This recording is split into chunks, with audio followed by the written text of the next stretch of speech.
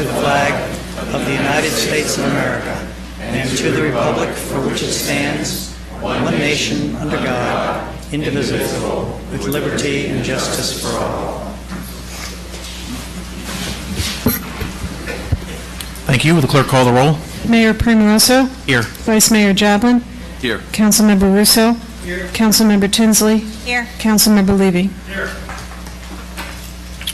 Let me just recognize a few people in the audience who are here tonight. We have Tequester Mayor Abby Brennan. Hey, Abby, how you doing? And we have former Mayor Linda Monroe of Palm Beach Gardens also with us tonight. Although tonight is not a public hearing and you will not be called up to speak for 3 minutes, we are very interested in your comments, questions, and concerns and want to make them all part of this record. All comments will be kept on file with our city clerk. If you wish to submit a comment card, please go into the lobby and complete one. Members of our staff will collect them during this meeting. In order to allow the public time to complete a comment card, we were going to take a recess, but we're already 10 minutes into the program. So if you want to get out now, complete a comment card and give it to staff in the lobby, and then we'll put them all together during the meeting and then address them afterwards. In regards to All Aboard Florida, let me introduce the members of the team that are here tonight. We have Adrian Scher, who is the Executive Vice President of Rail Infrastructure. We can clap, I guess, right?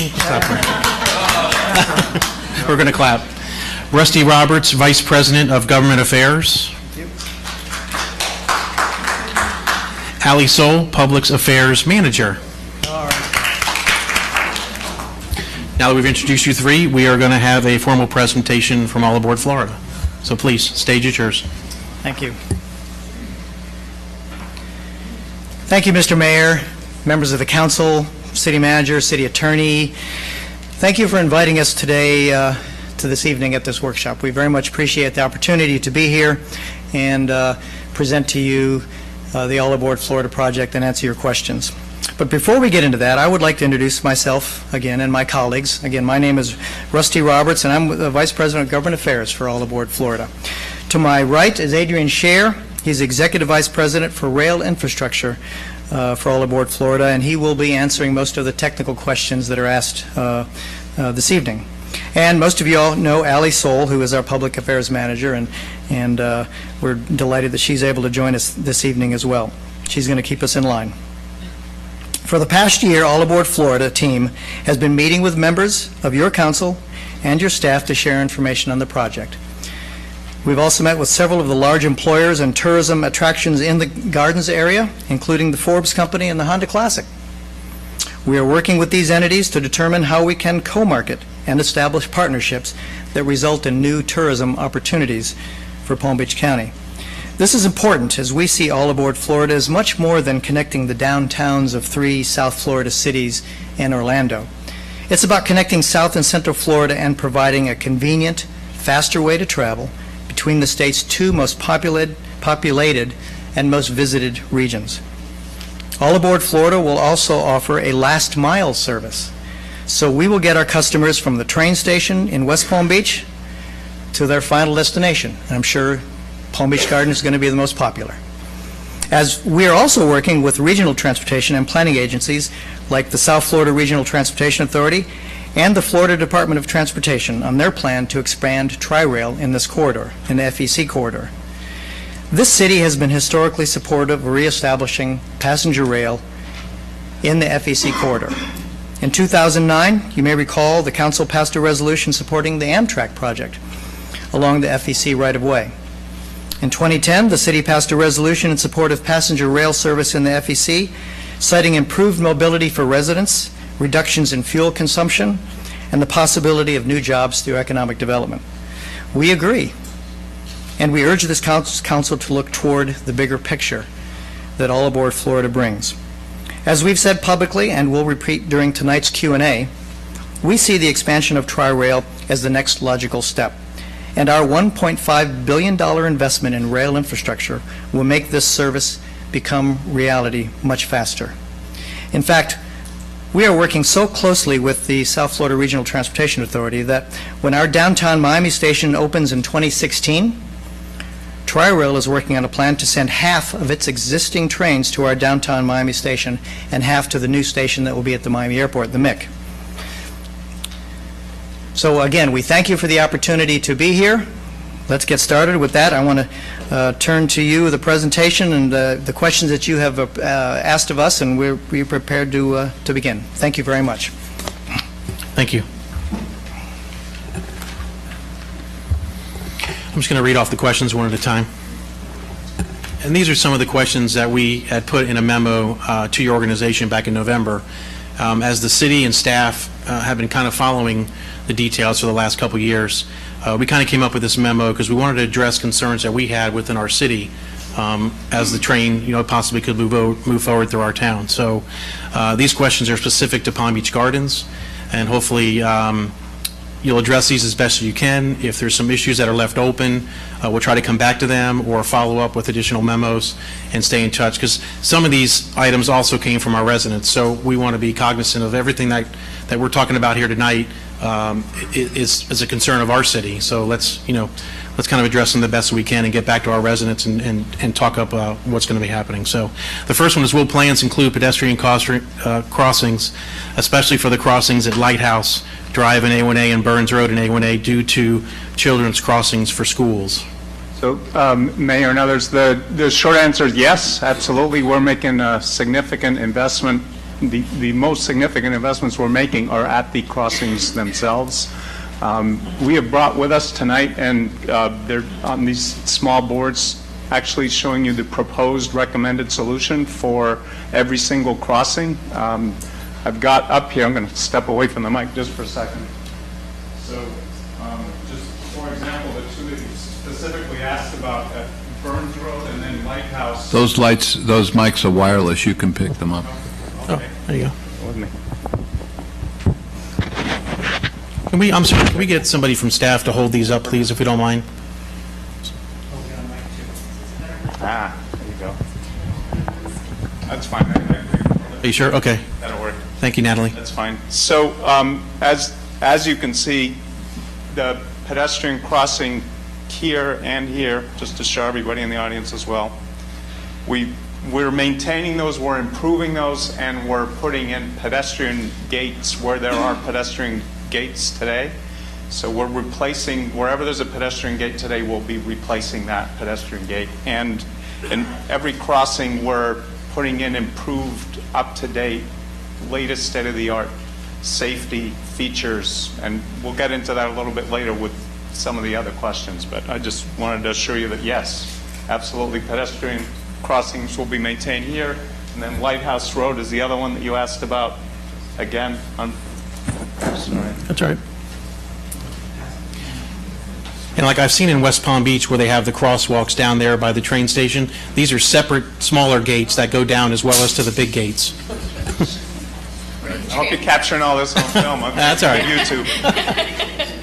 And who's paying for all of that, may I ask? All Aboard Florida is paying all of this. We're paying for all the investments being made in the crossing, sir.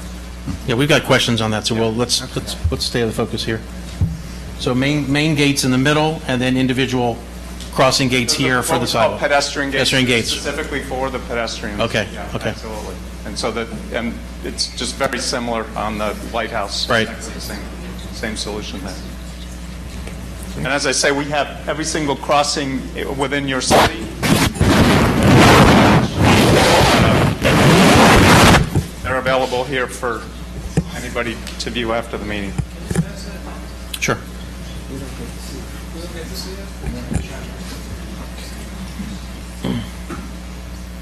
Those are at Burns Road and Lighthouse.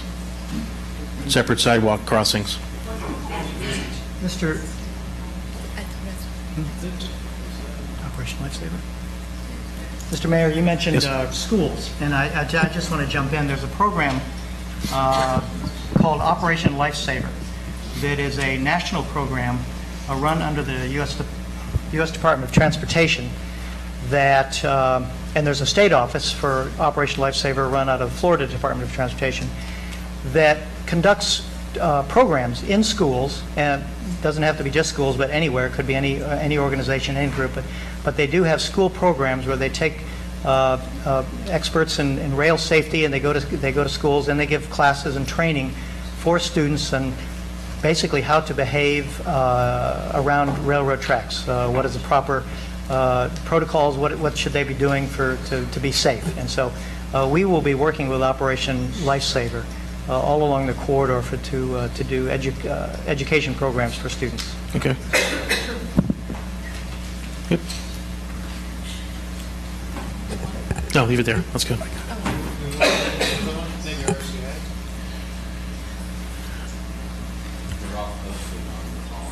Right.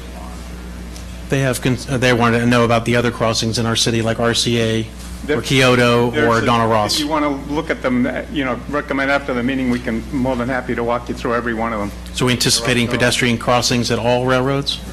Okay, thank you. Okay, thank you.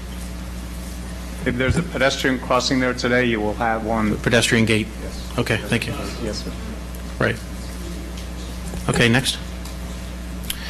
Will the crossings be compliant with ADA standards? Yes, and just to explain, so the actual jurisdiction of any crossing is the Florida Department of it's under the jurisdiction of the Florida Department of Transportation, so we adhere to their standards along with the Federal Railroad Administration standards, and giving you a long answer, but yes, ADA compliant is part of that.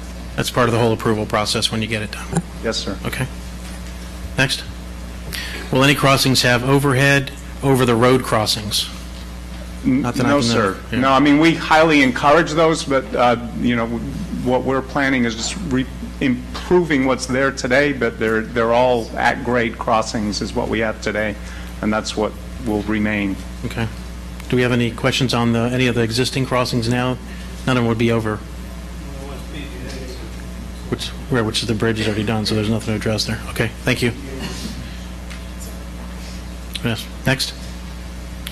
What will be done to mitigate the possible delays in response times for first responders? That's always a big issue that I'm sure you guys have addressed up and down the whole corridors as you've gone out and talked to people. So this has always been a big concern for us. We're fortunate that we do have fire response on the east side of the city and the west side of the city, so maybe it's not too much of an issue for us, but it's something we want to hear about, what you're cognizant in timing or what you're doing. Absolutely, absolutely. And so what's really important to understand, first of all, about our trains is they get through a crossing very quickly, so that what your experience is today is we have the long freight trains that go through there, and they take a little while to get through the crossings.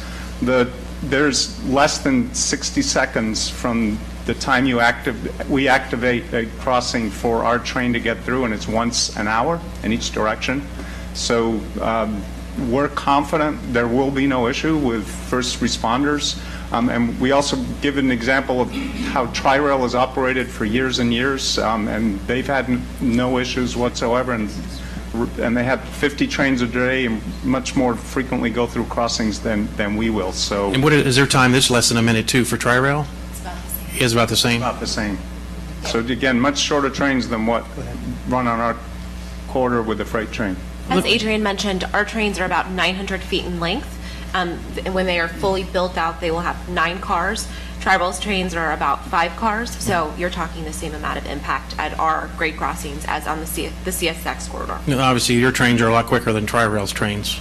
Yes. And then also, with regard to, we had talked months ago, I had attended a meeting a little bit about, would the cities know when trains are coming through? Is there like a coordinated electronic system where we know where you guys are at all times, or our first responders could monitor things like that? Or I didn't know if, you see up north, these trains are monitored, they know where people are at all times. I didn't know if we were that sophisticated in South Florida that we would know when trains are coming through our area, and if first responders knew that, or county EMTs or people like that, if there's a system like that that could be done or is in place now. So we have a planned schedule. So one of the keys to making our project successful is we will run on a regulated schedule. So we will know exactly what time every hour trains are scheduled to come through that. And we absolutely, that's part of what we will be sharing with all the emergency responders, is what that schedule is. And that's traditionally a 7-day, Monday through Sunday schedule? Yeah. How you'll be operating? Yeah. Okay. So you'll know what the planned time is in each direction every hour that we're running our service. Okay. Do you have a question? You're adding 32 trains, the passenger trains, and they do go quickly. I understand that, but I'm concerned about the freight, and always have been. This is going to increase your ability to move much more freight because you're double tracking the system. What are you doing to mitigate the freight trains? Because they are much slower, and they take up a lot more time crossing these grade crossings. So we have a question later on, I know, on freights, but we're not in a position to answer for the freight service schedule. That's our sister company, and so. Okay. All right. Whoa. No, I'm sorry. I have to take exception. You can't say that's your sister company and just pass it off without passing it off to somebody in the room who's with your sister company. I mean, look, I don't want to be contentious, but my concern always has been about the freight, not about the passenger service. And so I'm going to consistently be asking questions about the freight, so just be aware. Let's jump into it, Mr. West. Go ahead. So I would start by saying that, FECR historically in 2006, they ran 24 freight trains on the infrastructure that's out there today. Single track in most locations, the infrastructure at the bridges, the grade crossings, et cetera. We are double tracking the corridor to add the infrastructure that is needed for our passenger service to arrive on time. The Florida East Coast Railway does not need to double track the system, upgrade every single grade crossing, install positive train control, or make improvements to the bridges to add trains to those tracks. FECR has also publicly stated in the past that they have additional capacity on their trains that head southbound from Jacksonville. Going back northbound, they have the capacity to add more goods as they come out of the ports that they serve in the south. So FECR has said that they will add capacity to those existing trains. They can also double stack those trains instead of adding new trains to the corridor. So are you making a commitment today that the freight traffic that we see today on the right-of-way is going to be exactly the same as it will be 10 years from now? That's not even what I said. I'm saying that in today's terms and looking toward the future, FEC has been very public in the interviews that they have done where they have said that they will look to add capacity to the trains that they have rather than adding new trains at the get-go. Rusty, if you want to add anything else to that. I think you're pretty clear. The point to make is that the trains heading north, those containers that you see, 3 out of 4 of them are empty now. There is no need to add additional trains. If you were to presume that there is additional freight to be moved north, there's room on those existing trains to fill those containers now without having to add additional trains. So all the additional freight traffic that's supposedly coming from the expansion of the Panama Canal and those mega ships that we are all reading about in the newspaper, they are going to take up the same space that the empty cars now going north are going to take up. I mean, is that what you're saying to me?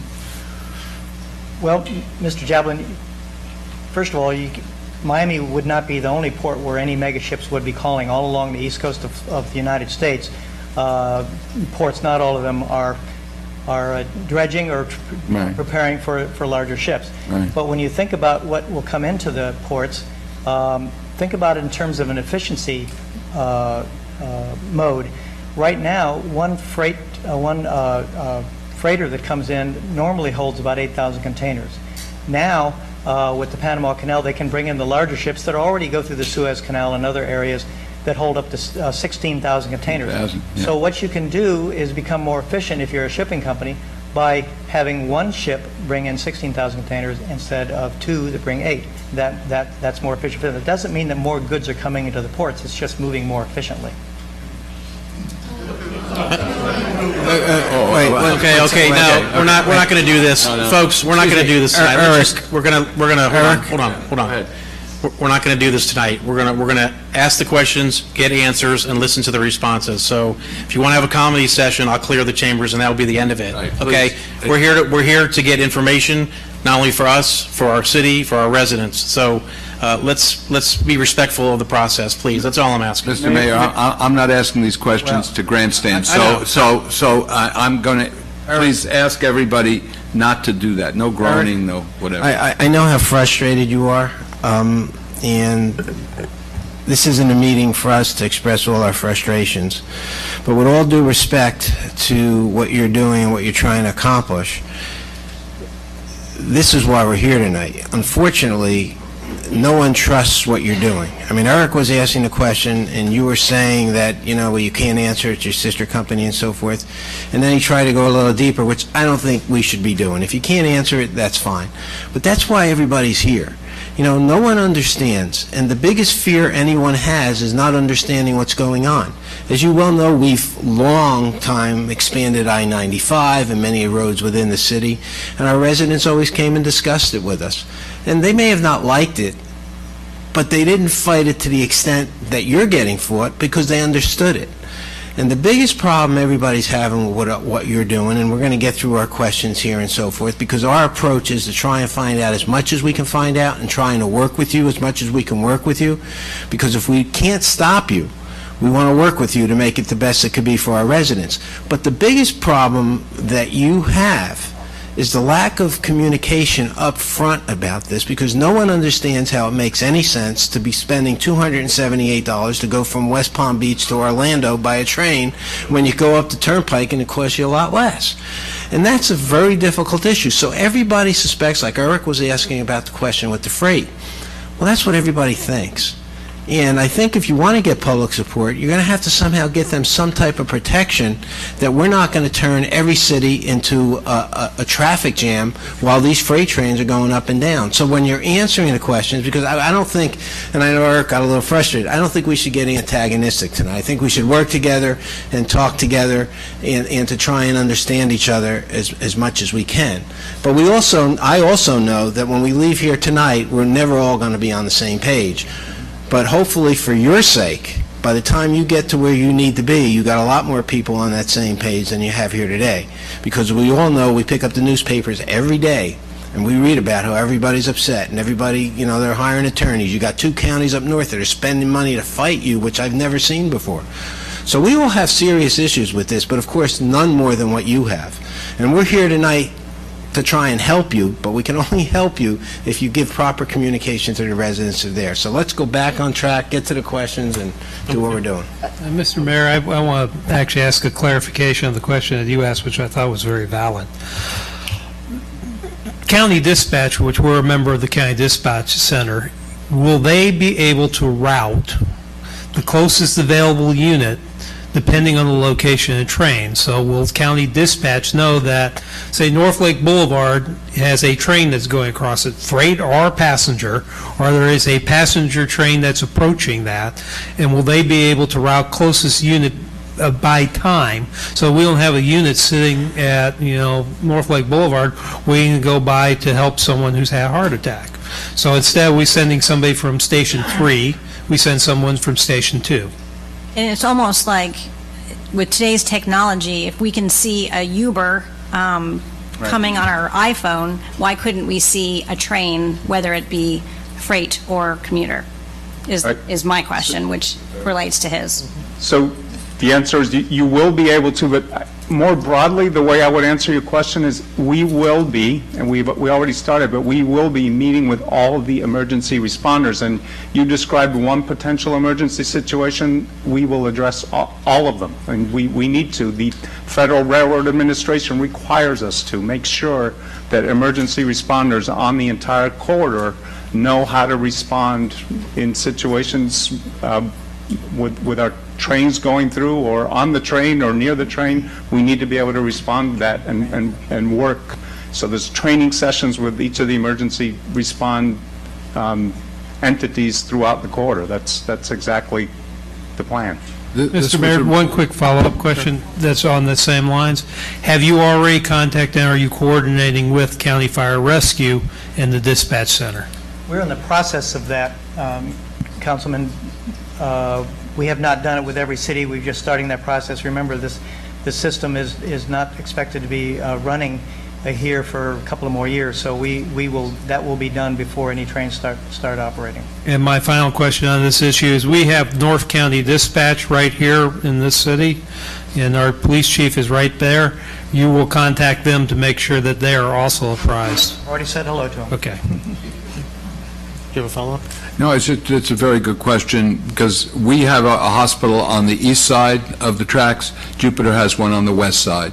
And if you coordinated, as David is indicating, the first responder would know to take a heart attack victim to Jupiter if the train were coming up, rather than trying to cross the tracks and take them to... Excuse me, Eric, not for the passenger train, because that's going to be less than 60 seconds. It takes longer to get to Jupiter. I'd love to have them implement that for the freight train. Yes, that's what I'm talking about. I am We're talking talking about early- the freight trains. Yeah. Those are the trains that are going to block the intersection When the they most. implement their system, if they implement it, they should include the freight trains into that sense, because that's the bigger problem. Yes, as I said before, and without trying to be antagonistic, I don't We want to... also, for freight or passenger, everybody will have an opportunity to know where that train is. What's more important is first responder agencies, public safety agencies will have contact numbers and names and numbers of people to call.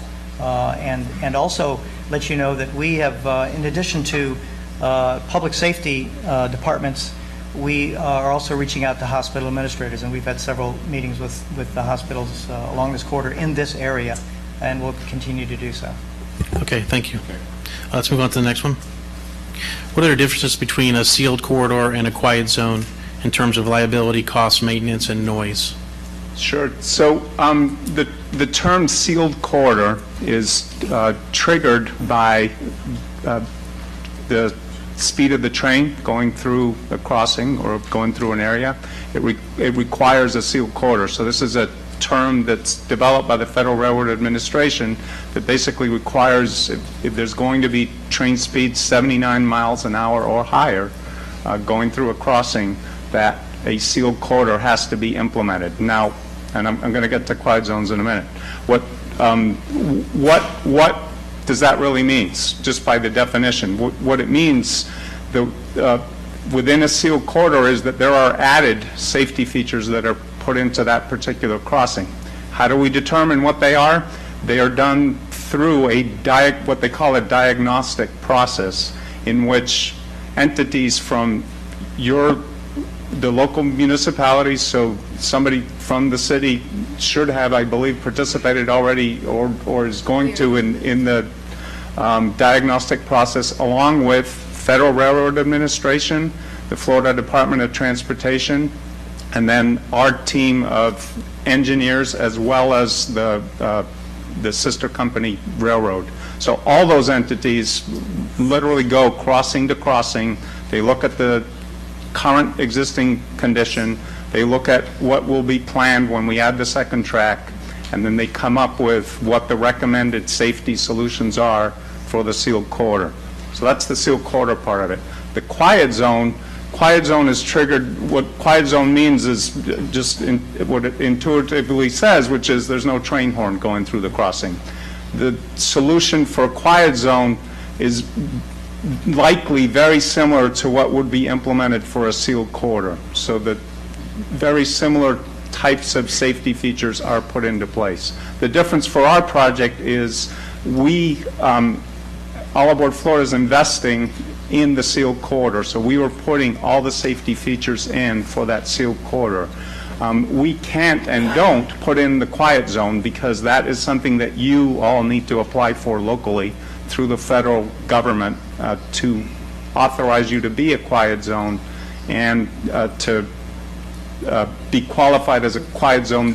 Then we look at what if any, other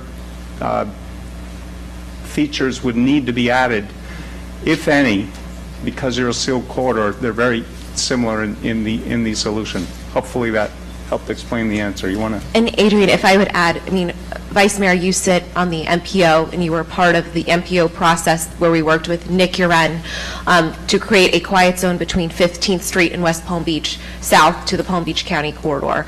And Adrian can talk a little bit about that work too, how we're making those improvements at the same time. So as we work our way north, you know, we're committed to working with the Palm Beach MPO on doing the same thing for the cities on the north end of the county. But what we have found so far is that they're, in essence, the same solution for sealed corridor as it is for a quiet zone. So In the southern part of the project, we're putting quiet zones in, and we're not in a sealed corridor situation because we're not at the higher speed.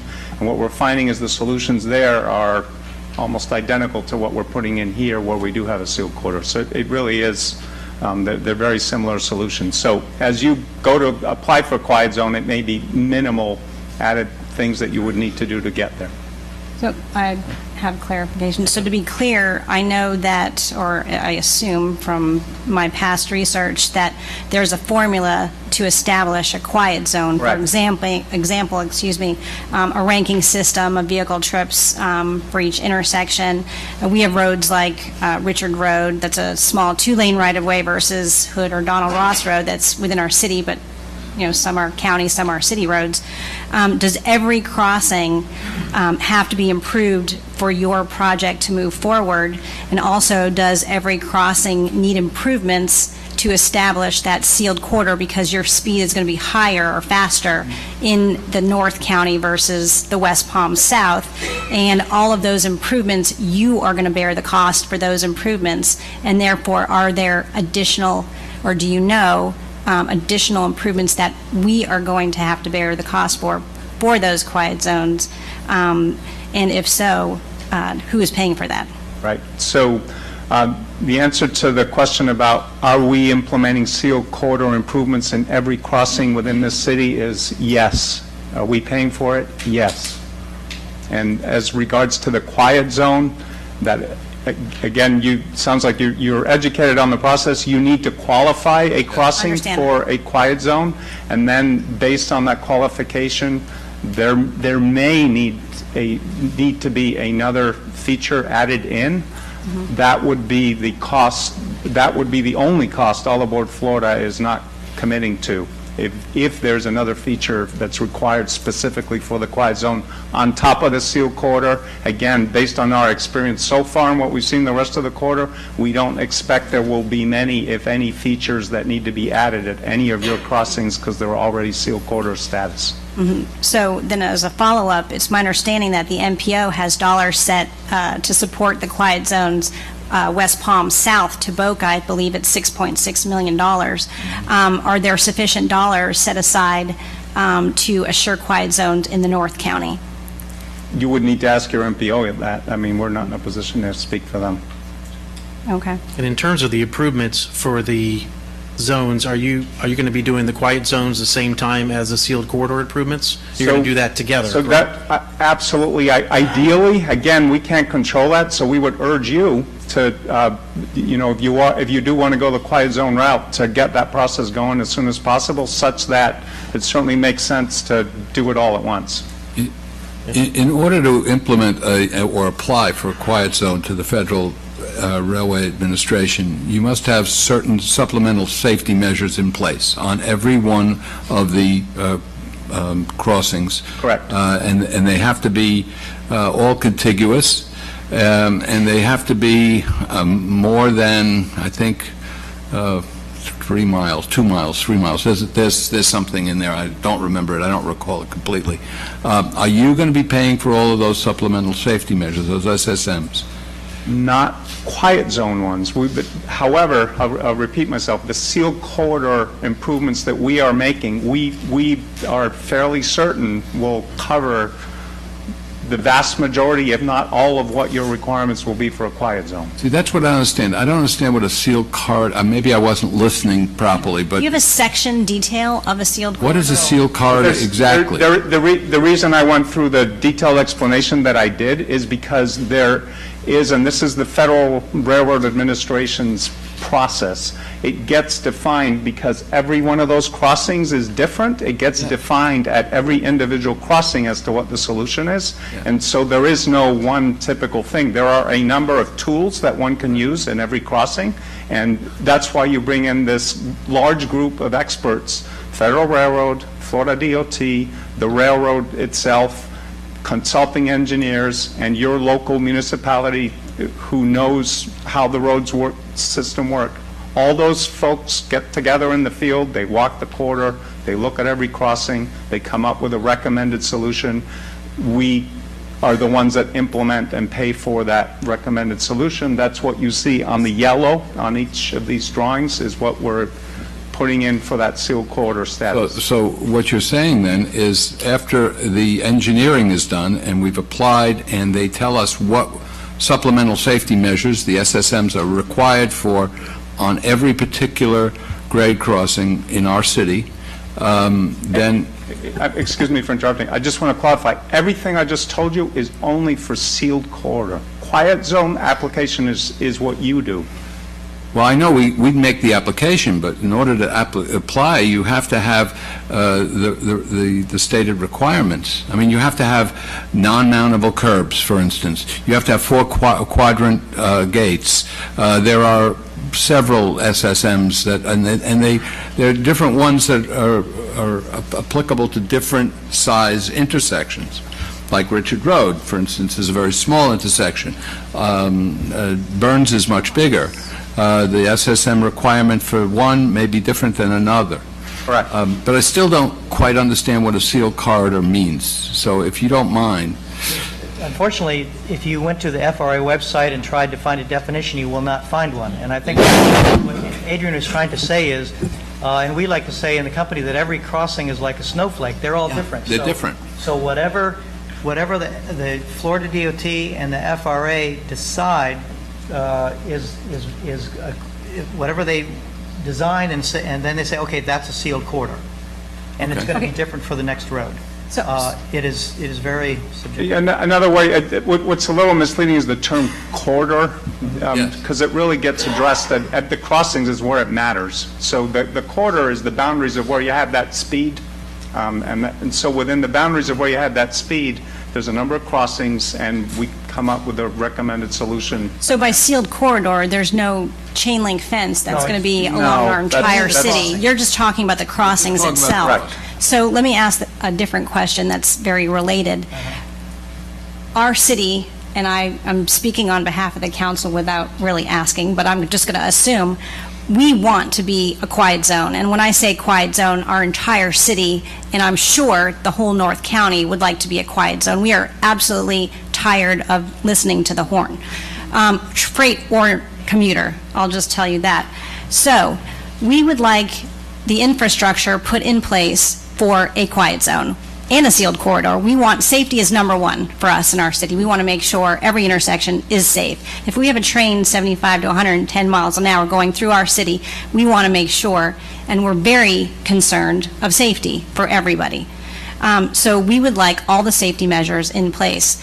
If there is something missing for a quiet zone to occur, we will apply for that. But if there is something missing, are you willing to put it in? Councilwoman, yes. And pay for that Let me qualify infrastructure? that, yes, because what we're saying is we want to work with the city to help you get to a quiet zone status. Part of the process is what we've been doing with these designs, where our staff, Adrian's staff, has come to your Public Works staff with these designs. We call them 90% designs. Basically go over them, agree on the design or do a little tweaking to get to 100%. Sure. At that point, we are able to tell whether what is being installed in that crossing will likely qualify as a quiet zone. If it is determined by everybody around the table that perhaps that won't quite make it and might be an additional thing that needs to be installed, we will go ahead and do that work for you. We are designing these crossings, and we are going to do the engineering, the design, the construction management, and the construction. And if it includes a little bit of extra for the quiet zone, we will make reach an agreement with the city. We call it a pre-funding agreement. If there's a little additional that is not within our scope of work, but you want it done because you want a quiet zone, we'll do the work for you through a pre-funding agreement where it would be paid later. But there's no sense in going into. So who is paying for that later, I guess, is the big question. Under federal railroad That means the city will pay for it later. Under federal railroad regulations. Will you pay for it later, though, is my question. Right now, we're only going to do the work that was within our scope. And if I can pile on a little bit what Adrian said, we're fairly confident that the work that we're doing will get you very, very close to a quiet zone status. And if there's any additional cost, you will never be able to, you said a minute ago that you are very tired of the horns and you'd like to see them go away. You will never have a better opportunity to get quiet zones in the city at the lowest possible cost. Then why can't you get them for us? Right. You see, this is the frustration that everybody has. It's like half of this and half of that. You know, you started out by saying, well, that's our sister company. It's the same thing here. From what I'm hearing, you're so close to paying for almost everything. Why don't you just do it and get it over with? So residents will say, hey, look, yeah, we got a bigger impact, but we're getting a better benefit. So, sir, if I could, we cannot define the federal government's rules on quiet zones. I understand that. You have to qualify Right. first. So if you're not qualified, you are not allowed not to have the train horn. I understand that. So therefore, I we can't make understand that that. commitment for you. But So you that- could that's help us just- with that whole approval process. And, you know, maybe we're a little bigger city, and maybe the town of Lake Park has a crossing, and they're so much smaller. It'd be great to have somebody helping the whole process. And you seem like you want to help We are part of the more than process. happy to help you with the application process. We can't do it for you. No, We're more than well, happy we to can help do you that, with but it. we- Application The other- isn't the problem. Yeah, It's the- the other thing I would mention to you, if you are not aware, the Florida Department of Transportation, the state of Florida last year approved funding for quiet zones, and you can apply for that too. They approved $10 million, and guess what? It was grossly undersubscribed last year, so not enough people applied for it. So there's money there. I would also add to that, Councilwoman, you know, you ask, what are we paying for? Well, I think that when we've had meetings with your staff and with members of your council and at the MPO, you know, the license agreements that the city has with the railroad actually dictate that you would be responsible for the improvements that we are actually implementing. All Aboard Florida last year made the commitment in South Florida alone, it's more than $60 million to upgrade the grade crossings in Miami-Dade, Broward, and Palm Beach counties. So we are taking on that financial burden, responsibility, if you will, and making those improvements without passing that cost back onto the city. But Why don't you do that for us? But you have to do. We are. They are, the sealed We are. corridor. But you have to do that in order to have according to the FRA, please correct me if I'm wrong, but in order to have a high-speed train that travels from 75 or 79 plus miles per hour, don't you have to have a sealed corridor? We do, but Okay, so according to the that's- grade crossing agreements, Right. you would still have to be responsible for making those Cities would have to infrastructure pay for the improvements. sealed corridor costs. That's a good point that you just brought up. I have another question in regards to that. It's my understanding that the county and a task force of municipalities from West Palm South, the Phase 1 per se of this project, have been working on a standardized general crossing agreement. Where are you in this process? I would say that our legal staff is working with them on that, but I do not know. I don't think any of at this table know the status of those discussions. Can we just get back to the MPO coming up with $6.6 million for the quiet zones West Palm South? How did they come up with that number? I guess you guys have come up with a scheme in terms of what those extra costs are going to be to quiet zone this to. No, we provided an estimate for what improvements would be needed for quiet zones in that corridor. We came up. Over and above the sealed corridor cost that you're Well, covering? they didn't have a sealed corridor. Okay. That's why it's different. Because the train's slower. That's Okay. why it's different. So that's covered, so they'll all be quiet zones from West Palm to Boca, essentially. And we continue to work with Nick and his staff and share plans as they get finalized for the north end of the county Yeah, as I think well. that- So- Those were substantially, the improvements were substantially larger because they were not in the sealed corridor. So your cost would be Should be less. much less. Because you're than doing what the sealed Phase corridor three work, is. so we just need to upgrade to the quiet zone. Mr. Mayor, Eric, why are we getting a short end? Why is it only West Palm That's South? giving us- You're right. You know, we got shorted when we didn't get Tri-Rail, and now it seems like we're getting shorted again. Shorted again. You're right. You're right. But what I'm hearing, though, I think, is that you're willing to design it, and you're willing to Do the work, but tell us. build the it, cost. but we're eventually going to have to pay for it. Am I hearing that right? Pay for the extra, whatever the To make it extra the quiet zone infrastructure so they don't is blow the horn. from Beyond the the sealed sealed corridor corridor. to Added a quiet zone. features for the quiet zone, if any. if any. And it might not be any. So what I would say is, look, this is a conversation that will not be resolved tonight. This is a conversation that has to go on for many, many months as we get closer to a final design. And we will all know the costs. Mr. Mayor, I have a question. So, a lot of our crossings here are multi-jurisdictional. Will you work with both jurisdictions or multi-jurisdictions? There's, North Lake, who knows? I think there are 3 jurisdictions. And the other thing is, on North Lake is actually not in our city, but that needs to be a quiet zone crossing to make our city a quiet zone because it's at the southern border, and by the time that train gets, starts blowing its whistle south of Lighthouse, our residents in Plat 1 are going to be, Right. So if the jurisdiction to the south of us doesn't want to participate in this, how are we going to handle that? Because we need to have that to be a quiet zone too. Or can't afford it. Or can't afford it because that's Lake Park. We should get part of the 6.8 million that they've allowed, that 6.6 from South County. I mean, that's a county issue. I mean, that's something we got to work with in county and make sure that we're getting our fair share up here. Well, the other thing is that state money too. Will you help us apply for those tiger grants? The Tiger Well, it's called. not a Tiger, but it's a state DOT program. And you will help us apply for Tiger that is money? federal. Or at least give us the right direction on how you do apply for it? Sure, absolutely. We can put you, it's the same DOT people we're walking the corridor with. We absolutely can put you in touch with them. I'm not, honestly don't know what their application process is, but what I do know is it's all going to start with you applying to be a quiet zone. That's probably, should And we be apply that to the State Department of Transportation for that? No, the FRA. The FRA. Federal Railroad Administration. Have you, maybe I'm wrong, but it was my understanding that FRA, you guys, and maybe another entity, maybe it's the county, because I thought I heard that, surveyed all of the intersections in the entire county? Yes. Or is it just West Palm South? No, every So single. you already know what infrastructure, based on these drawings, is necessary for a sealed corridor. Correct. So now we need to discuss, or who needs to discuss with the FRA? We need to discuss with the FRA the difference between the quiet zone and the sealed corridor. Well, so the one thing we weren't assessing as we're going through those crossings is noise. I mean, that's what the quiet zone is predicated on. So that's what that application is predicated on, is the noise. And that's not part of what we did. We did purely safety improvements. I just assumed it was all one and the same. If Well, it's just- safety sealed, you would think that for quiet, it's the same as safety. But we've been talking around this in circles. Yeah. I just want to know definitively, if you're going to design it, you're going to build it, we're eventually going to pay for it. Is that right?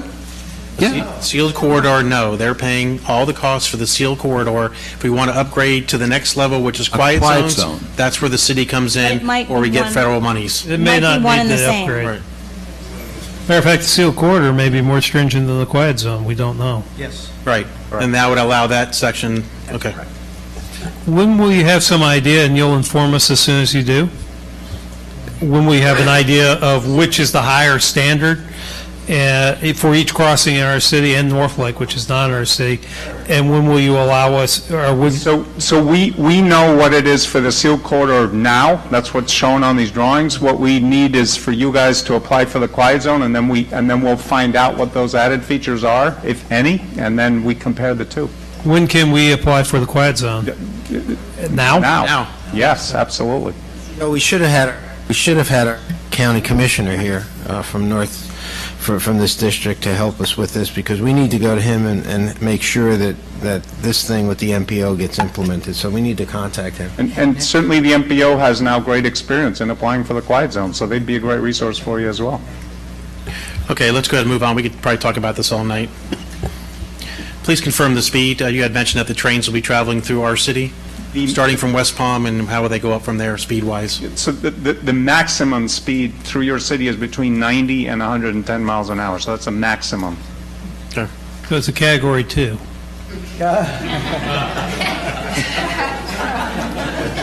A much shorter one. Next, please. With no eye. Yeah. Next slide, please. which entity is physically responsible for the improvements necessary to create the sealed corridor? We know that's you now. That is us. And if we want to upgrade to the quiet zones, that's going to either be a grant money, state money, or the city's going to have to pay for that to do that. Okay, thank you. Next. Which entity is responsible for future maintenance of the grade crossings? So we are making. And say how it is set up now. So let's not discount the fact of Right. how is it set up So now. right now, there's an existing agreement between the city and the railroad where you're responsible for the cost of the maintenance. Right. And so we are coming in and we're making this significant investment and improvement to every crossing, which, good news is, it will not, therefore not require maintenance for many years. However, the agreement itself of maintaining the crossing is still yours. Still us, and that's been Yes. that way forever. Yeah. Okay. However, once again, Yep. it's my understanding that the county, and I thought it was county-wide, is working on a standardized agreement for all the crossing. Is that true? That's what we And that's with you guys? Yeah, and we can, I know that our legal counsel has been working with yours, so they can probably address that discussion, but it's not a standardized agreement that eliminates the current agreement today. That makes no sense. So the municipalities are still going to be responsible for the crossings through their cities. That is correct. Okay. Well, and then my question would be is how much additional maintenance are we going to be responsible for, because you're going to have fancier upgrades that are going to be able to handle 90 miles an hour and so forth. So not a question that maybe you don't have an answer tonight, but I'd be interested in knowing what is the future cost for this, because obviously you're going to be a lot more sophisticated than we are right now. We do have an The state Oh, you do? DOT does have a schedule that is set, so it's not an arbitrary cost in terms of inspection. Everything has to be inspected, I believe, on an annual basis. There is a DOT schedule of costs that the maximum, basically, that.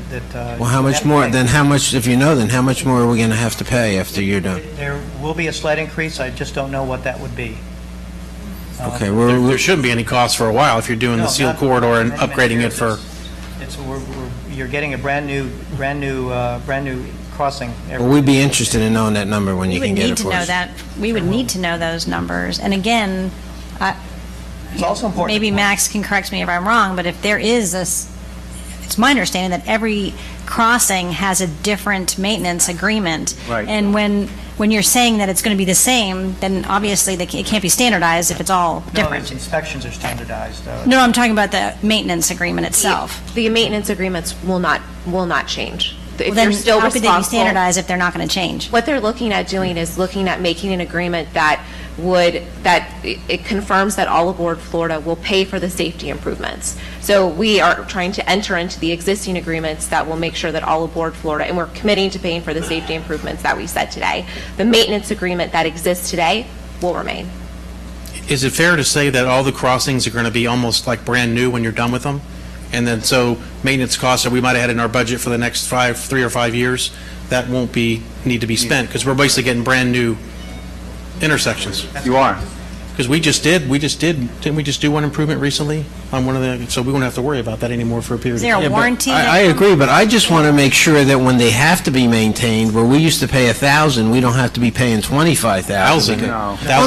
I'm using a number. I'm using a number. I'm just saying. Doesn't go- I don't want to be paying 10 or 25 times more than I used to pay because of, that's all I'm saying. I don't even know what the numbers are.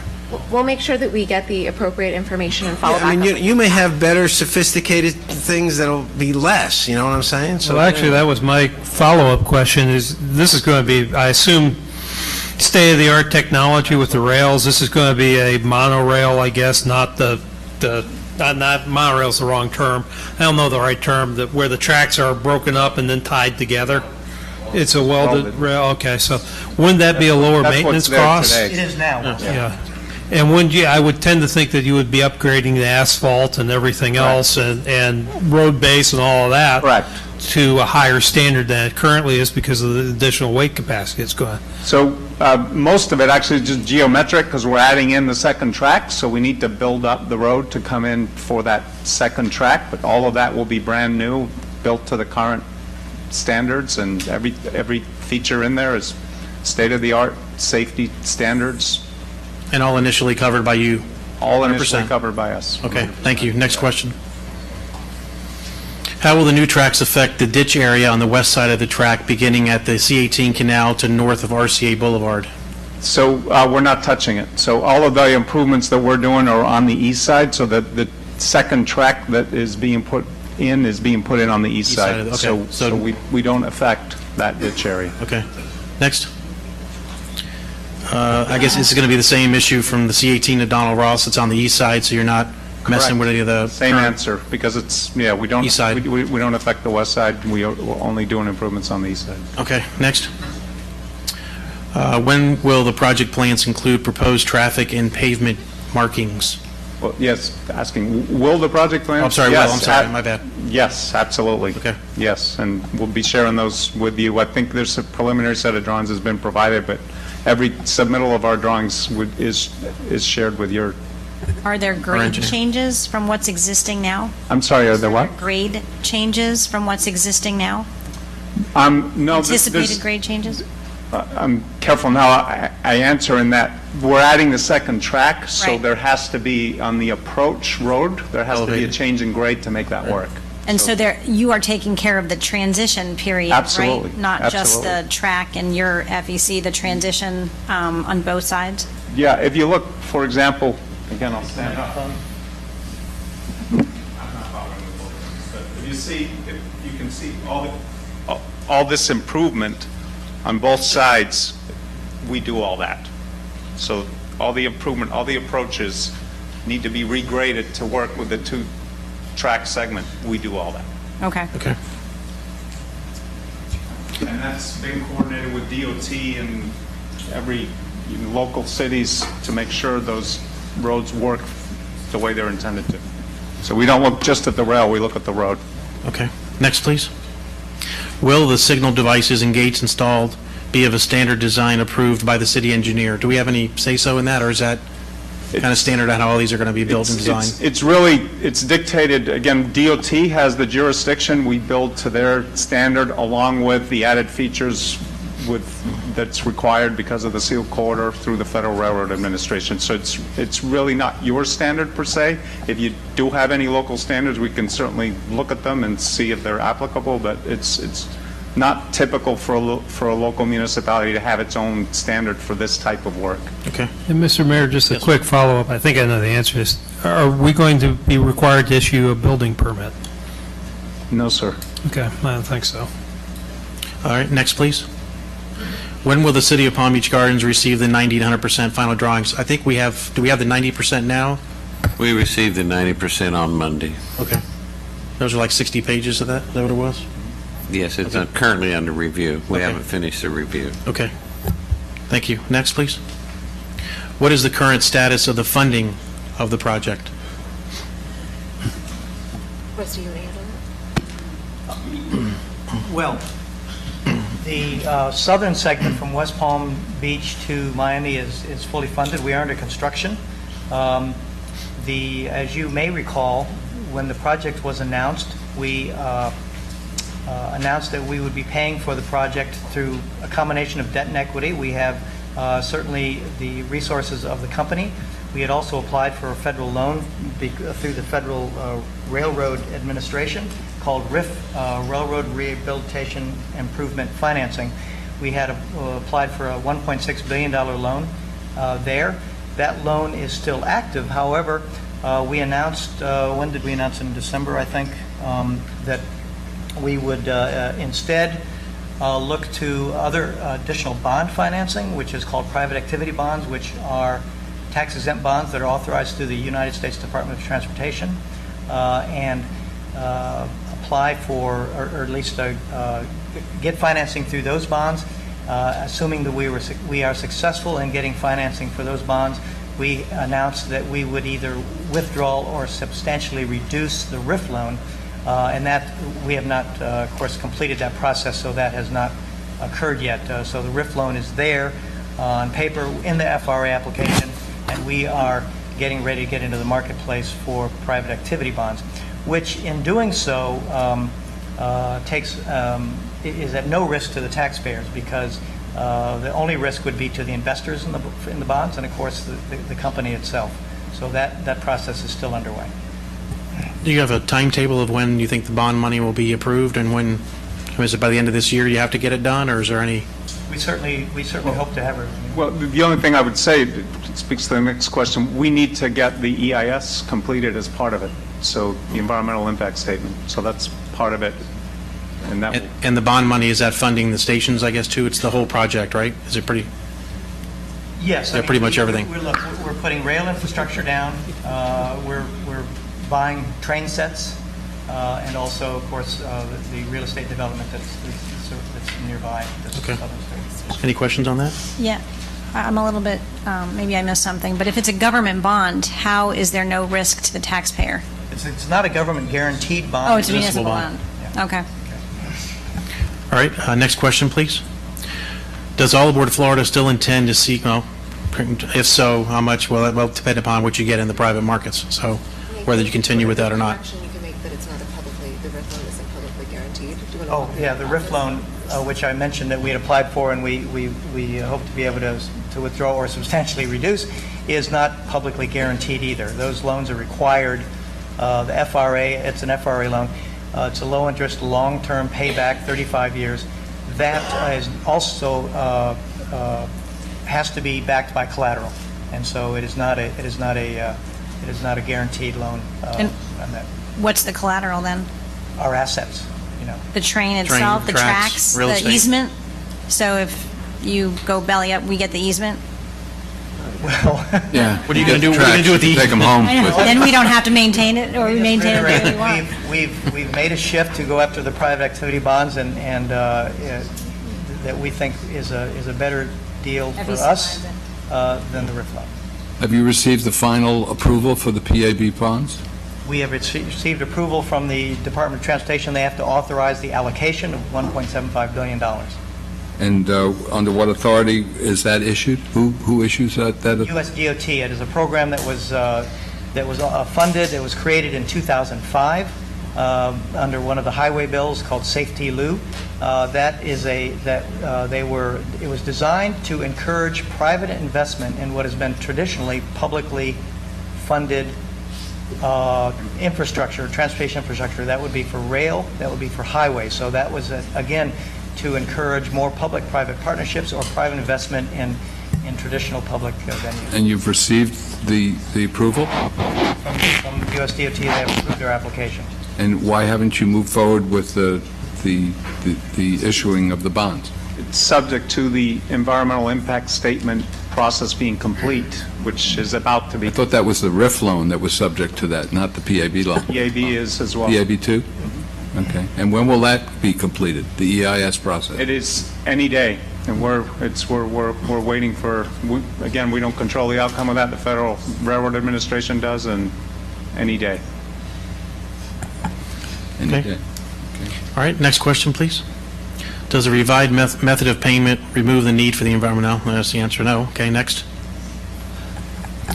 In regards to the crossing agreement, what is considered to be necessary and reasonable capital investments to which all aboard is committing? So that's, again, all the infrastructure for the upgrades.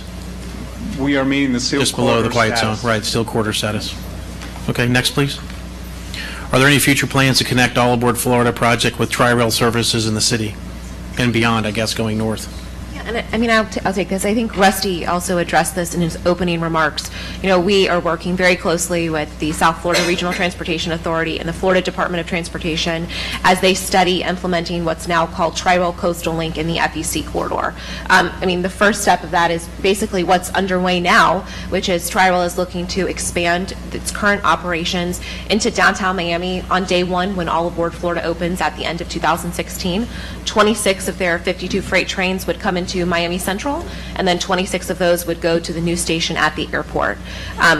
We believe that, as Rusty said, commuter rail is the next logical step for rail in the FEC. Our investment in the corridor will actually make that realization happen that much further. We aren't in charge of the Tri-Rail Coastal Link process.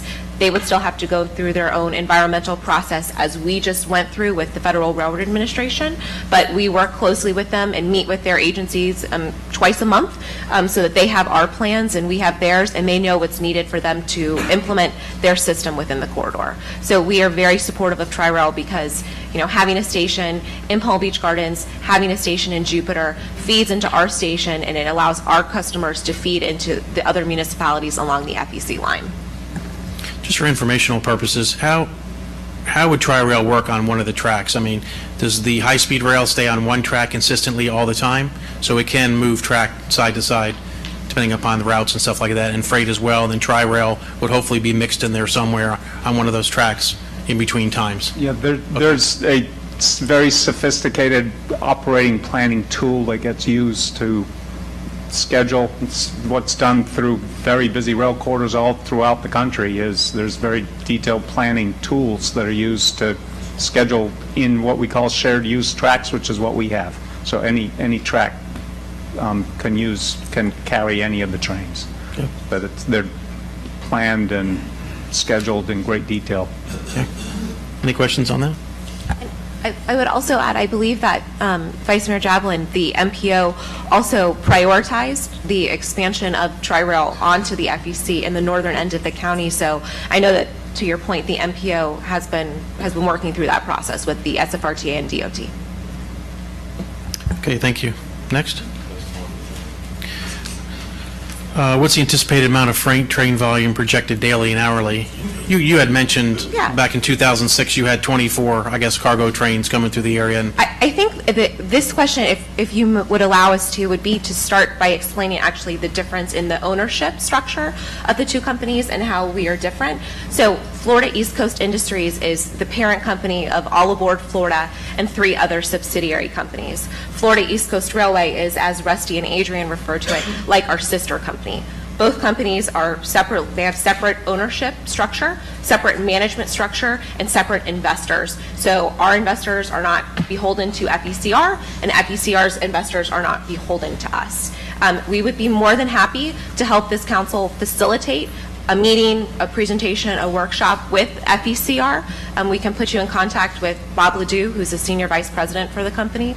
But to answer the question directly, in the draft environmental impact statement, FECR projects 20 freight trains in 2016, or when All Aboard Florida is expected to open.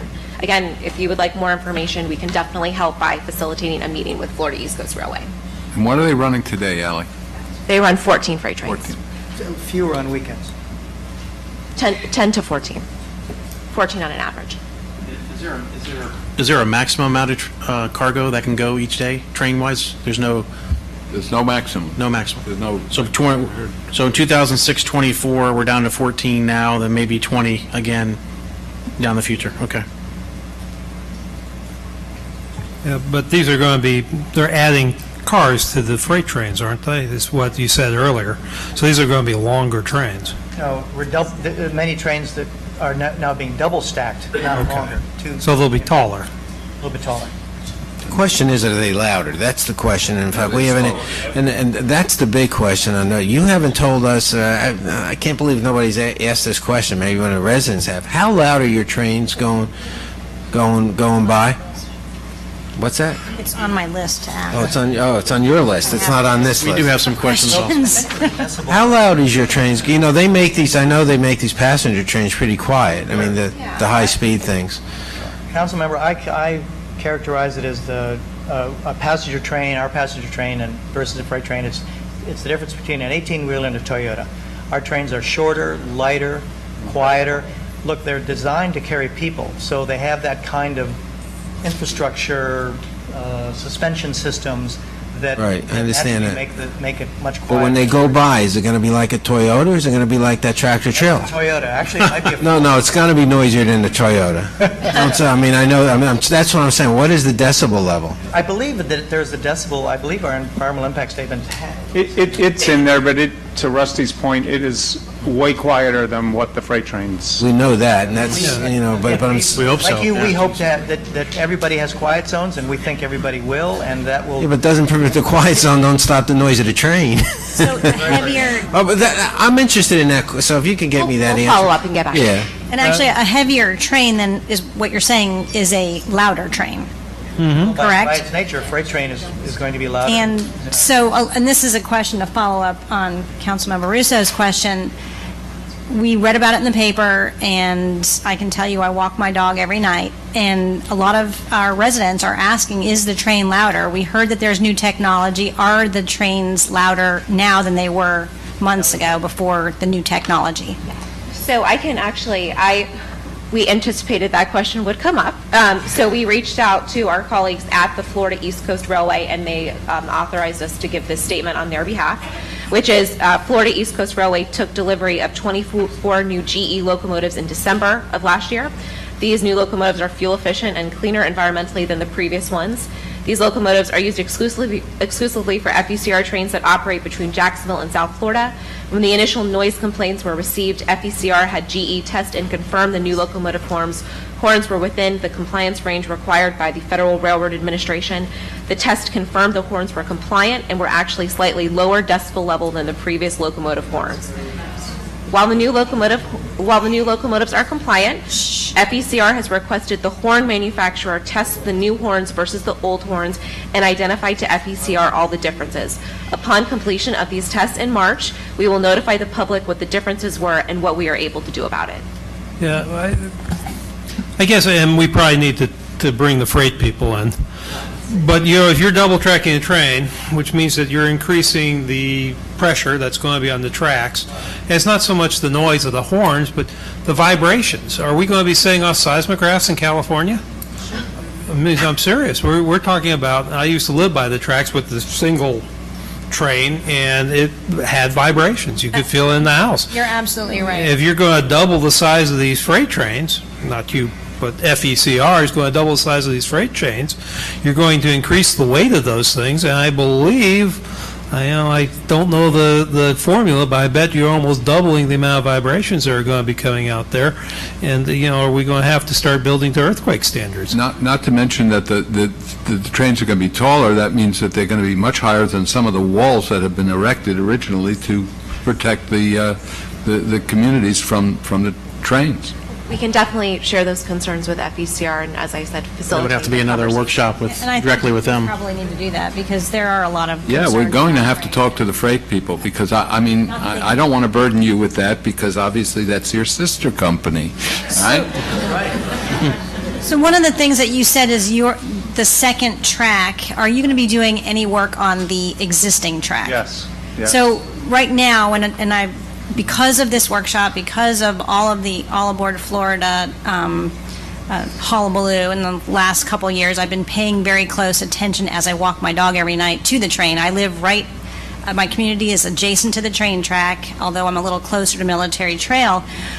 I'm listening very carefully, and you have the ding, ding, ding of the horn, the bell in the beginning, which you can hear Hood Road, Donald Ross, but you also have the as the train goes by, and that is very loud as well, the vibration, as David had mentioned. So are you going to be improving that technology, smoothing it out so that is less noisy? Yes. So the answer, so we were putting the new second track in, but we are also rehabilitating the existing track and the track bed. And the reason for that is in order to run at the speeds that we intend to run, we need to meet a higher specification of track for both of them. Compliance for both of them. So we have to bring the existing one up to a higher standard than it currently is. And of course, the new one gets put in at that standard. So in FRA lingo, it's the class of track. So we will have a higher class of track throughout your entire city because we're increasing the speed of the track. And therefore, you're absolutely right. It will be on a tighter rail bed, and therefore will be less noisy because of that improvement we're making. So then freight would be less noisy as well? Yes. Okay, thank you. This is, we're increasing the traffic by passenger traffic. There is no passenger traffic now. It's all freight. So my question is, how much of every hour will the gates be down due to the combination of freight and passenger? I mean, you say that it's going to whoosh, right, at 1 minute. There are 32 of them. So how much, do you have a calculation? There's one an Out of hour an hour. in each direction. So where the 32 comes from, it's 16 hours a day, so it's once an hour, 16 times in each direction. That's where the 32 comes from. Councilmember, there's an exact number in the draft environmental impact statement, so I can look that up and find the exact So information. that's 32 minutes, no? If each one is a minute. Well, it's about 48 seconds, that's about, in the course of a day, that's 23 minutes. Twice an hour, the gates go down for 48 seconds. A traffic light cycles red to green about every 90 to 120 seconds. I don't know how many minutes that is a day, but that's a lot Well, longer. I appreciate that, but it's, an ambulance doesn't care about traffic lights. They go right through them. They can't go through a train, so that's why I'm I hope asking. not. I just have to remind, to say again that Your in mic's South off. Florida, in South Florida, Tri-Rail has been running for a number of years, since 1985, I think. They run 50 trains a day, Councilman. And so that, the assertion that I think you'd have to look, has there been the problem that you say we might have here with those 50 trains a day, over 90 crossings? I'm not aware of any, I think. I'm just asking the question, that's all. I'm not, I just, for informational purposes, that's really why. Okay. Marcy, is there any other questions? I think we're done with all the city questions on there. Back to the horn again, I'm sorry, but it's one of the things that's on everyone's mind, including myself, is sometimes, and as I said, I paid close attention to the trains in the last couple of years. Some of the conductors, or the engineers, they lay on that horn, and some are very gentle about it. So my question is there a protocol? Do they have to lay on that horn if they feel that that's necessary at 3 in the morning or it's 5 in the morning? Or is there some protocol where we can request that doesn't occur? Or it's consistent, let's say? The FRA has a set protocol. Correct. So as it approaches each crossing, it is required, the conductor is required to blow the horn, I think, 4 times. 2 short, 1 long, 2 long, 1 short, another long. And so that's the pattern. If you are approaching crossings that are close together, it might seem like he's laying on it, but he has to do that as he approaches. Well, there are some that are very different. Again, I live right next to the tracks. There are some, and I can tell you, it happened the other night, very different. Yeah. One train to the next, very, very different. They're not consistent at all. And I can record them. I don't have any technical recording instruments besides my phone, but I can guarantee you there are a lot of witnesses that will concur. I have an interesting question, and it comes from the news. Recently we've had 2 national accidents where a truck has been stuck, or a car has been stuck. I think both of them are trucks. Anyway, on the tracks. Obviously, things like this can happen. Is there a way that you know that a truck or a vehicle is stuck on the tracks so that the train down the track or up the track knows that and can stop before it hits it? Great question. So our trains, the passenger train and the freight train, will both have what's called positive train control. This is a new technology that's now being required by federal regulation that every railroad in the country put into place. It's actually the deadline for doing it is the end of this year. It's not likely to be met because every railroad's trying to do it at once and they can't get it done. But basically what this does, it's an override safety system that puts braking in place if an engineer doesn't brake in time. Having said all that, sir, if a truck stops within a second of a train coming to a crossing, there's nothing you can do about it. There's nothing you can do about that. Yeah, I understand. and that has been the case. A lot of times people Yes. try and beat the train. Right. That's not what I'm talking about. What I'm talking about is if somebody purposely put a truck there and the train would have come along. We would know it. You'd know it ahead of time. And that's part of the safety feature of the sealed corridor. Right. We would know it ahead of time, and that whether it's the engineer on his own or the PTC system will kick in and slow the train down. Yes, sir. So this is Good kind to of a know. follow-up question to Eric's question now is, we've seen and heard about the recent train accidents in Canada, in Riviera Beach, New York, for example.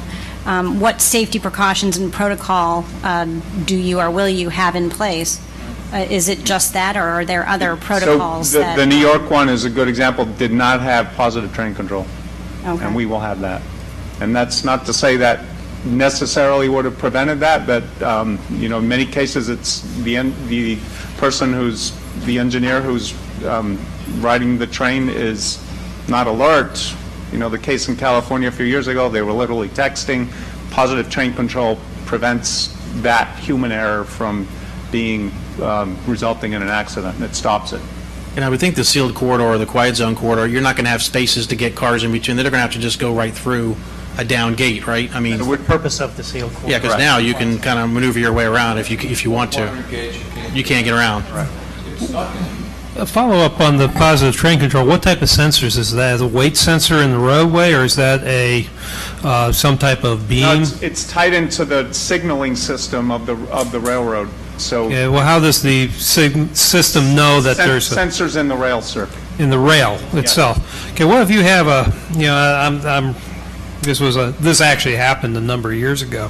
What if you have a fuel truck that actually is so long that it actually straddles the rails, and it's parked on there? If you remember, a number of years ago, a Hess fuel truck was hit by a train, which actually killed a number of people because of the explosion. Would that still set it off? Because if it's straddling the tracks, whereas, you know, the back wheels are farther, you know, would that system still pick that up? So A weight system would not. that would be a case in a very short crossing. These are long crossings, so you just wouldn't have that issue here. So With the two tracks, you just don't have that issue. Any wheels that are parked on that Yeah. would set that up. Absolutely. Okay, another question, now of a different subject, though. The engineer has the discretion to blow a horn even in the quiet zone, doesn't he? Okay. Its job is to maintain a safe railroad, and, you know, you see something on the railroad, he's going to blow his horn to get it out of the way. Two more questions. Go ahead, One Ann. is, We'll since do we're recess. talking back about horns again, what, if any, type of are there any mitigation or types of mitigation for noise that you will be installing?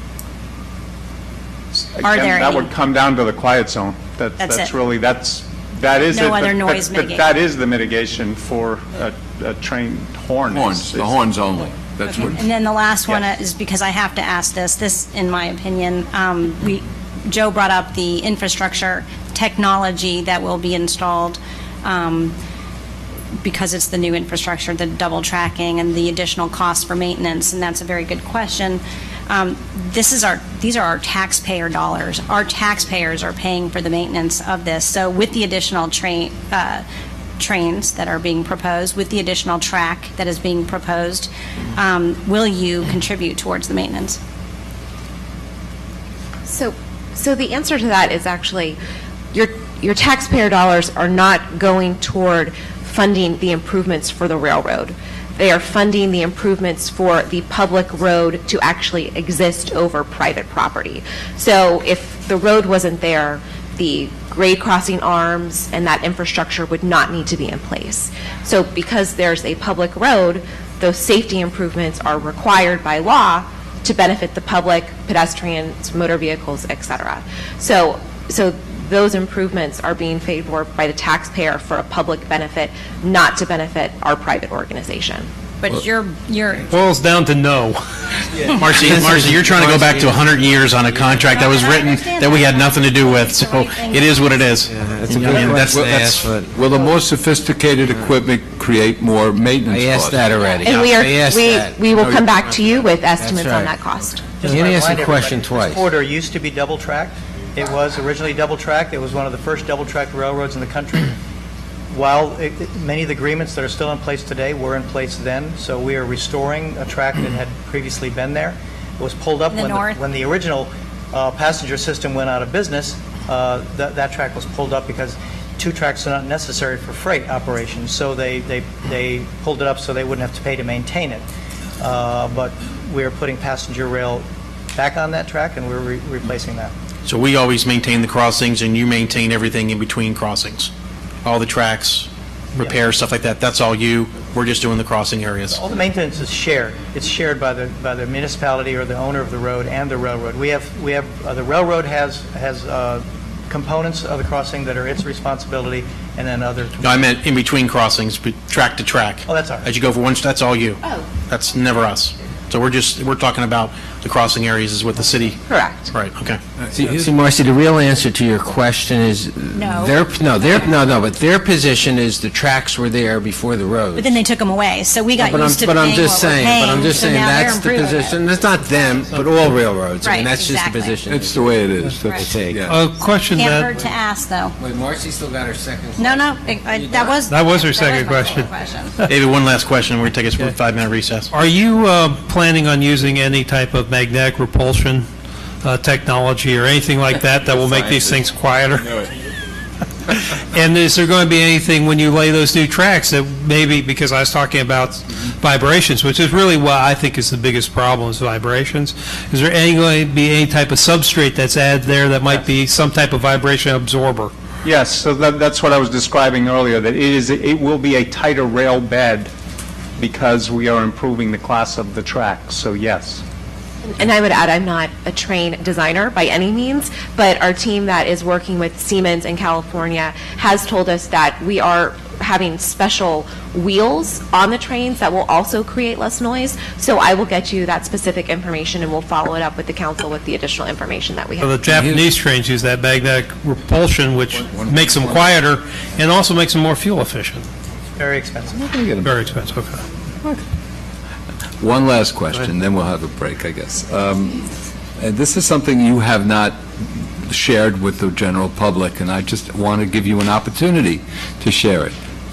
Could you give us an idea what the fares will be between Orlando and Miami?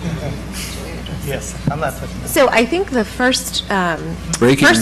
the first point to take on that is you mentioned a figure earlier this evening, and That was the- Joe. The document, I would call it, because it definitely isn't a study, was prepared with no information that was provided or knowledge by all aboard Florida. That's why I'm giving you an opportunity Correct. to clarify that. So moving forward onto that point, we are working on developing our pricing structure. We are not releasing it yet. What we have said is that we will be very competitive with the cost of driving and cheaper than it costs to fly between Miami and Orlando. We're also working on creating a service. So marketing with the theme parks and entertainment industry in Orlando, as well as the Honda Classic in Palm Beach Gardens, the Heat games down in downtown Miami. So there would be a different ticket pricing structure for each of those opportunities, as well as if you wanted to buy a last-minute ticket or buy, a pass. We're looking at all of those options, and when we go to launch that product, we look forward to sharing our pricing with the Because community. if you're going to win friends and influence people, that's the way to do it. Okay? I will definitely take that back to the team. How exactly do you see the Honda and the mall working into your business plan? Well, so the Forbes company has the Gardens Mall here. They are also part of the partnership for Miami World Center down, which is just feet from our station in downtown Miami.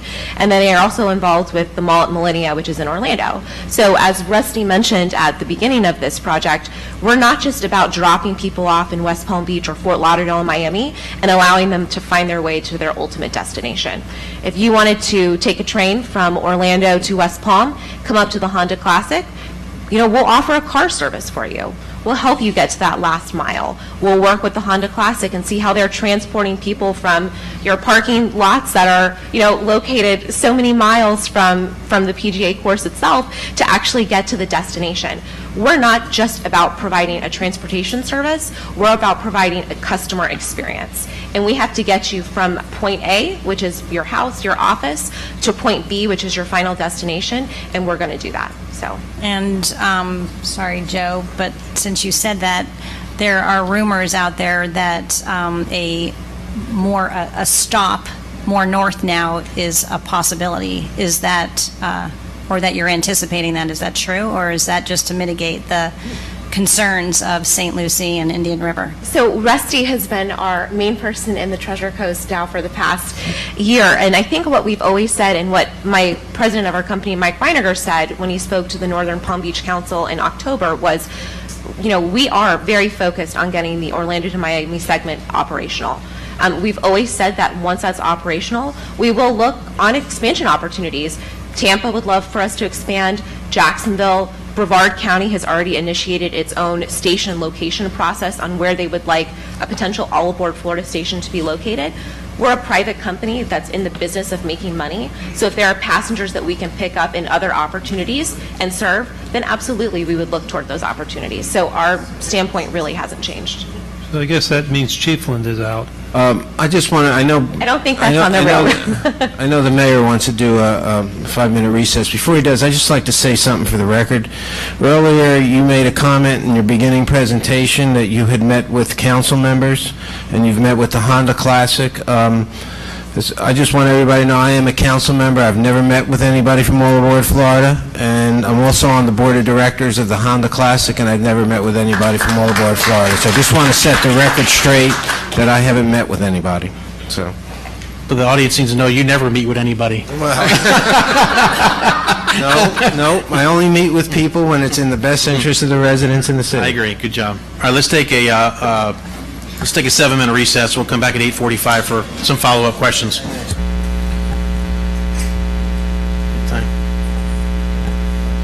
Thank you for staying. I appreciate it. We're going to go over a couple more things maybe we haven't addressed fully, question-wise, just to kind of clear the air on a couple things. We got a lot of responses with regards to the noise, horns, safety of the zone, stuff like that. So I think we've done a lot of work on that tonight. Obviously, we have more work to do with our county commissioner and with the state to figure out how do we get those monies to make the additional improvements to get those fully quiet zones throughout our city and do away with a lot of that train noise and stuff like that coming through at all hours of the night. So we're certainly going to work on that. And I think proactively we have been working on that, but we need the steps now. And I think as you get closer to the completion of these plans, what the costs are going to be, you guys are going to be out there doing the other work, the other improvements anyway. We need to figure out how to get to the next step, keep you out there, do the quiet zones, and do away with the whistle. So we're going to focus heavily on that, I can tell you that. There were, in regards to other noise, as far as the crossings, the gates coming down, loud beeps, lights, whatever, I mean, tell us about the industry standards for that type of stuff, to recognize, I guess, from a car standpoint, as those gates come down, flashing lights, noise, is there a decimal level for that, or how that works? I mean, that was just one of the questions we're trying to... I honestly don't know the decibel answer to that question. But there are lights up and down the gates. We can certainly get back to you on it. Yeah. And there are bells, right? There are bells when they come down. Yes. And they will continue even if there's a quiet zone. You're still going to have to Correct. have that. Yeah, I just don't know the decibel level. We have to have a way to warn people that a train is coming. Sure. And we had several comments, too, with regards to property tax and values. So, have you done studies, things like that, impacts, any discussion we can have on that as far as other areas that these trains will be coming through, and there's been studies done or anything that you could tell us about? There are studies out there. We've done no studies ourselves. There are studies out there that look at the effect on property for railroads, freight and passenger. You can Google them. I've done it myself and found many studies in other parts of the country that suggest that property values actually go up around passenger rail systems, especially if there is a train station. Obviously, that sort of makes sense. Train station in that particular region, property values usually improve. I remember one study. I think it was an Austin, San Antonio system they were building. Can't remember exactly, or either the BART. I studied the BART system as well, where property values actually went up along a corridor where there were no stations. There have been studies that show that there is some loss of property when a new system comes through, but that is a temporary and it usually recovers within a few years. And I recall, I think the FRA themselves did a study that showed that any loss of property value in a new system, usually that is recovered within 2 to 3 years. You don't know. We just don't know at this point what what the effect's going to be. You already have the train coming through the areas now, so. Well, it's important to make the distinction, Mr. Mayor, that this is an existing railroad that's been existing for more than 100 years. Any property that is in proximity to the railroad, the value is sort of already set based on the fact that it is in proximity to a railroad. Service along that railroad has gone up and down over the decades, and so there's nothing new being installed. There's going to be additional train traffic, but it will be additional passenger train traffic that is, as we said before, quieter, lighter, faster, less impact on the environment, including a significant less impact on vibration, Mr. Levy. And so we don't anticipate that it will have any negative effect, long-term negative effect. I think that the main concern is well, obviously, when it comes to property values, is the fact we understand that you were there first. We understand that it's an existing train, but I think what the point is that their property values now do not account for 32 more trains, and that's why our constituents, our residents, are extremely frustrated, and that's why they are very frustrated with this whole process, is because of the additional 32 trains, of the fact that there's not a lot of communication, of the fact that their costs, their dollars, their taxpayer dollars are going to be going into maintenance, things like that, and I think that that's where the frustration, that's where the concern lies, is that they're concerned their property values may go down because of that.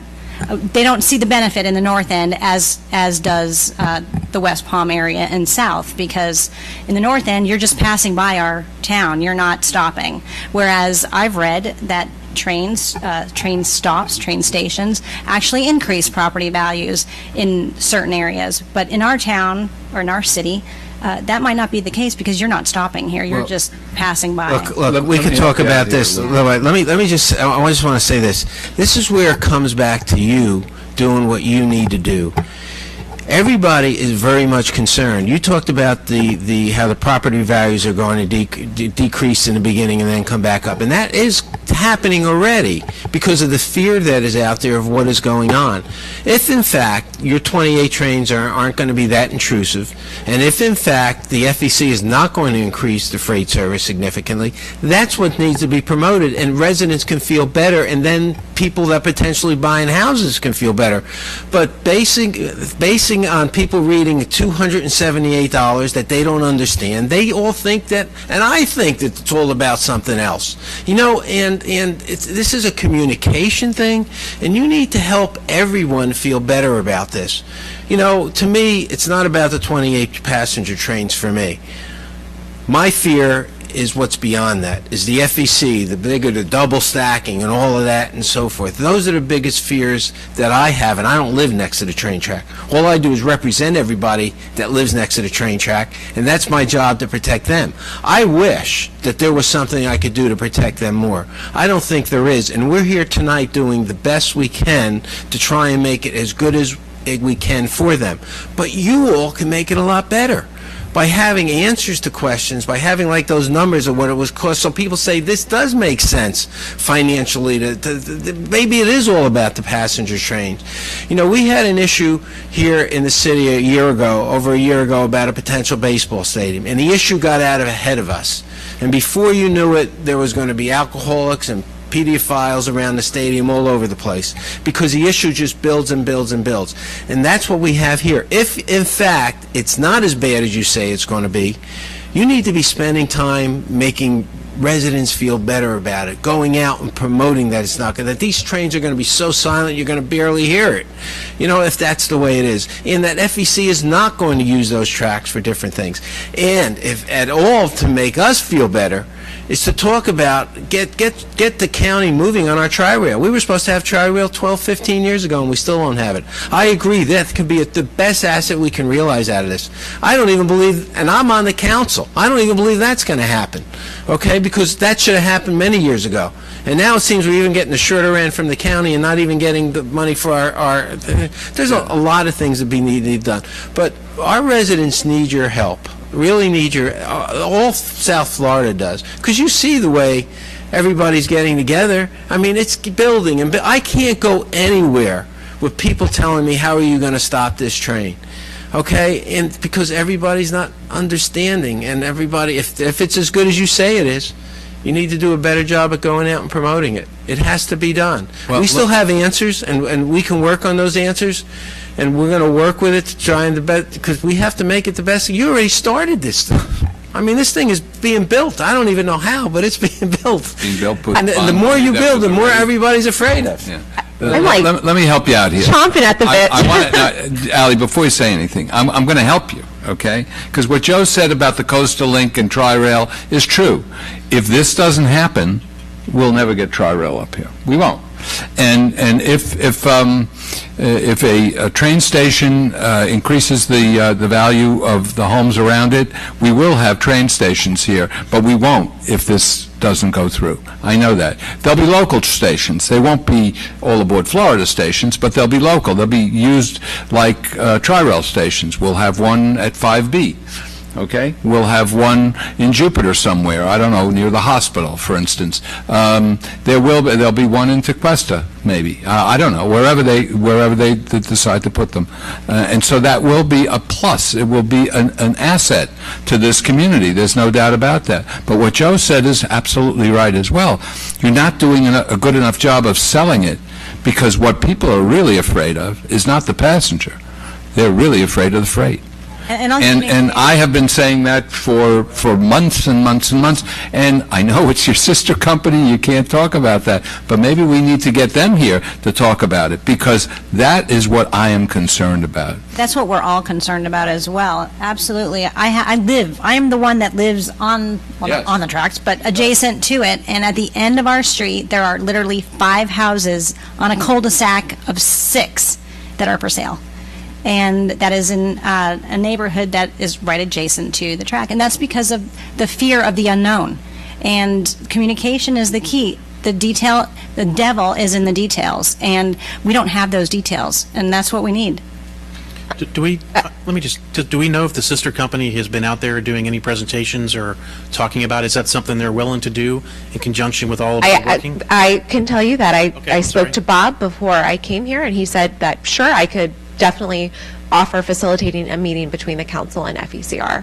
But I would like to address, Councilmember Russo, your comments, is that, I mean, our team wholeheartedly agrees, and that's why we're here tonight, which is to clear up the misconceptions that unfortunately we can't control, that are distributed by individuals or groups that don't have the knowledge of our company and our business plan.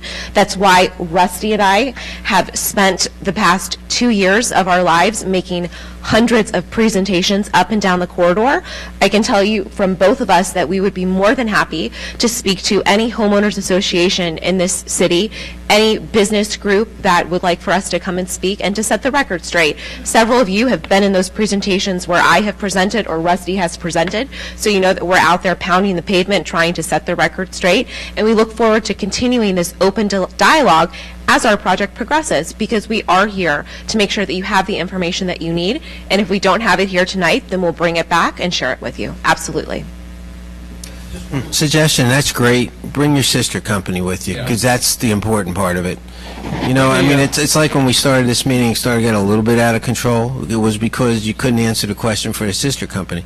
And it just doesn't look right, that's all. And I'm just saying, you got the ability, and I know you guys are working. You've been at the chamber, I saw you at the chamber, and you're trying to do that, and you're battling from behind, too, because, you know, you're always battling from comments that are made and so forth, and everybody always fears what they don't know, and that's what the biggest fear is. And without your sister company talking about, you know, because that's what everybody wants to know. Like you talked about the double stacking and all that stuff. That's what everybody wants to know. But I know you haven't dodged it, and thank you for coming out and spending the time for us tonight. You know, I have this concern, too, about the freight train. It's freight that bothers me more than anything else. I saw a freight train traveling along the tracks just north of North Lake Boulevard, and I could walk faster than it was moving. It was blocking Lighthouse Drive at that time. It probably blocked it for 30 minutes. I want to know why it was moving 3 miles an hour.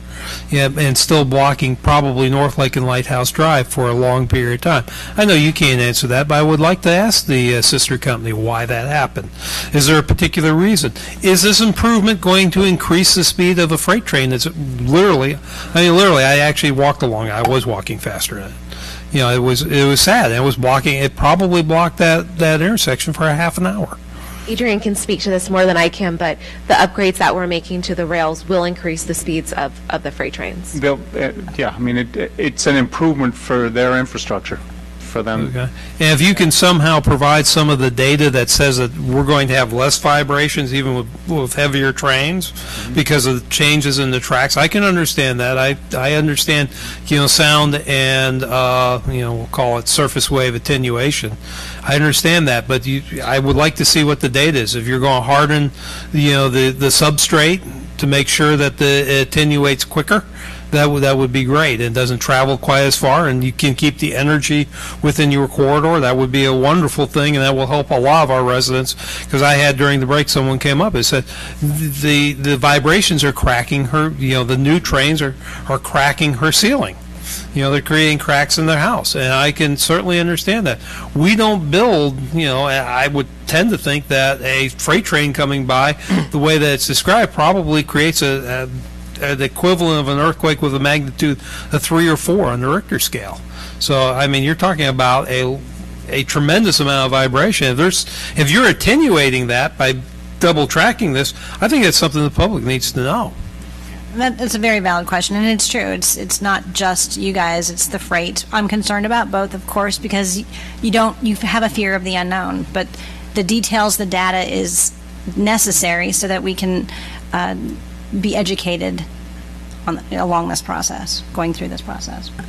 And mitigation. Yeah. I think we read through quickly a lot of these comments, and the majority of them is in their neighborhoods, the mitigation. What is the mitigation? And it appears that besides the tracks, there's not going to be any type of fencing. There's not going to be any type of wall. There's not going to be any type of vegetation. And that's what the majority of the questions are. Am I correct in saying that? Besides the track and the safety features, as far as buffering, you're not proposing any.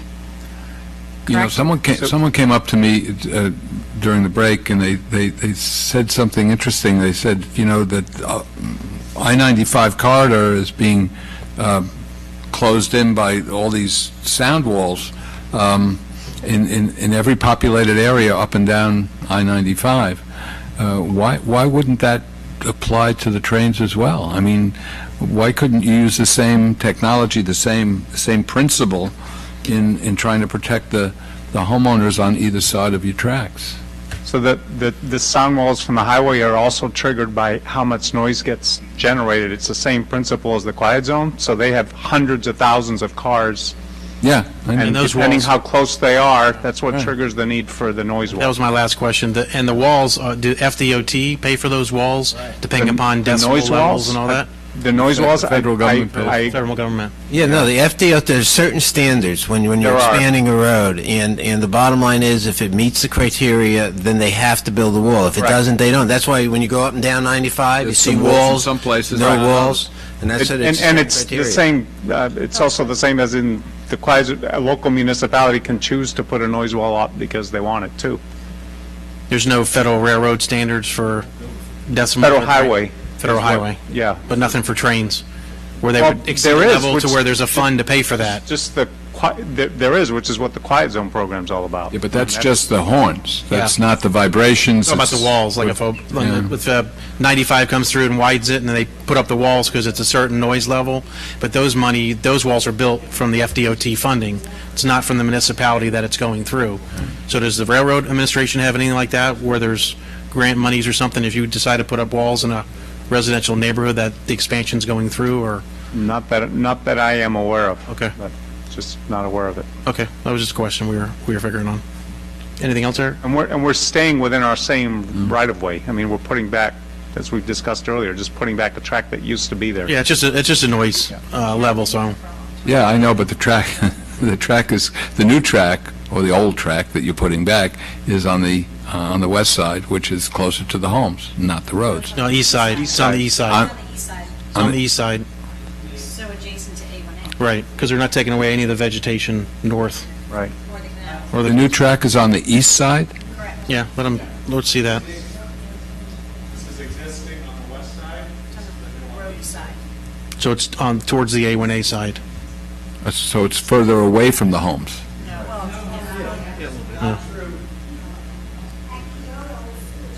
Okay, Wait a minute. okay. Okay. Do we have any other questions? Anything else to address?